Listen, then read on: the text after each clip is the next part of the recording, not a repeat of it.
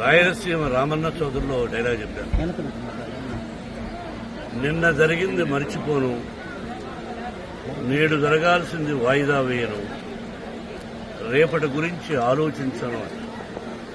కానీ గతం నిన్న జరిగింది మర్చిపోవాలి, ఈరోజు ఏం చేయాలనుకోవాలి, రేపు ఇంతకంటే మంచి పనులు ఏం చేయాలని ఆలోచించుకోవాలి.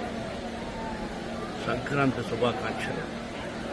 నన్ను అడిగితే మా గురువు దాసనారాయణ గారు చెప్పినట్టు, అన్నయ్య చెప్పినట్టు, నందమూరి తారక రామారావు గారు, అంటే మనం చేస్తున్న వృత్తి సినిమా రంగం. మనం సినిమా ఫినిష్ చేసి రిలీజ్ చేస్తాం. మన సినిమా హిట్ అయితేనే మనకు నిజమైన పండుగ. ఎందుకంటే చేస్తున్న ప్రొఫెషన్. అలాగే ఇక్కడ సంక్రాంతి అంటే రైతు భారతదేశానికి వెన్నెముక. రైతు బాగుంటేనే మన అందరం బాగుంటుంది. ఇంతకుముందు స్టూడెంట్స్ అక్కడ సెలబ్రేట్ చేస్తూ ఒక దోశని వడ్ల గింజలు ఇచ్చారు.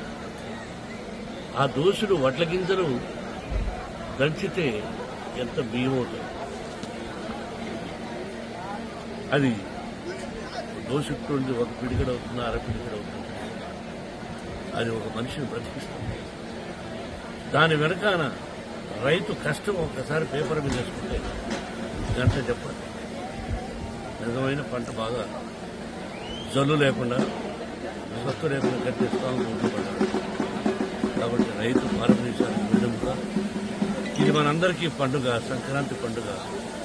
సంక్రాంతి లక్ష్మి అందరి ఇళ్లలోకి వచ్చి అందరూ సుఖ సంతోషాలతో సౌభాగ్యంగా 100 సంవత్సరాలు క్షేమంగా ఉండాలని, కరువు కాటకాలు రాకూడదని ఆ షిరిడి సాయినాథని ప్రకృతిని